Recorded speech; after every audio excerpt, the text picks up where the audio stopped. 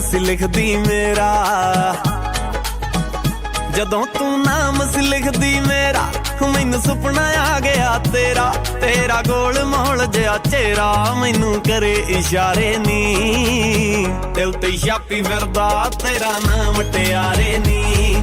ਮੁੰਡਾ ਦਿਲ ਤੇ ਛਾਪੀ ਬੈਠਾ ਤੇਰਾ ਨਾਮ ਮਟਿਆਰੇ